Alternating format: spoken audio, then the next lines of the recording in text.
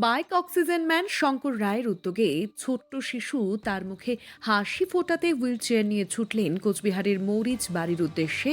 শঙ্কর রায় bike oxygen man নামে যিনি পরিচিত।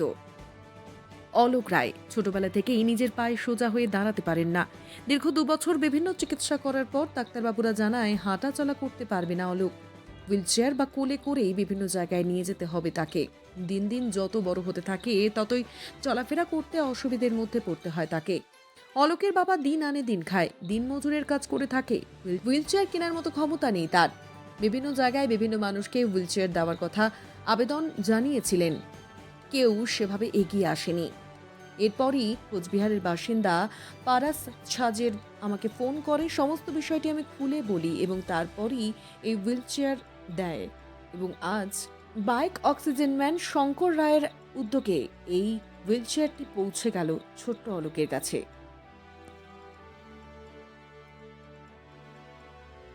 নাম কি যায়? এই জায়গাটার নাম কি? মরিচগুড়ি বাবুঘাট। আজকে হুইল চেয়ার পেলেন? হ্যাঁ, হুইল চেয়ার পেয়ে কেমন লাগছে? ভালো লাগলো। ছেলে আপনার কোলেই ঘুরতো এতদিন? হ্যাঁ, ফুলে আর কতদিন ধরে হাঁটাচলা করতে পারে না? জন্ম হতেই ও পায় না। জন্মগতে? হ্যাঁ, যারা হুইল চেয়ার দিয়েছে তাদের সম্বন্ধে কি বলবেন? কি বলবো, ভালোই বলবো। খুশি তো আপনি? হ্যাঁ, আপনার স্বামী কি করে? রানী মিস্ত্রি দিয়ে যোগালি করে। দিনমজুর, ডেলি কাজ করলে ডেলি পয়সা। হ্যাঁ,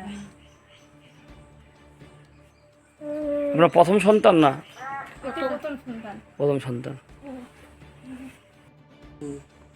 আমরা এসে পড়েছি দক্ষিণ মরিচবাড়ি, সেই অলোক রায়ের বাড়িতে।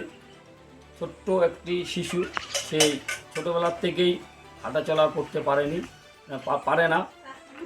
আর সে মায়ের কোলে এবং দিদা ঠাকুমার কোলে ঘোরাফেরা করে বিভিন্ন জায়গায়। তার একটা হুইল চেয়ারের খুবই প্রয়োজন ছিল।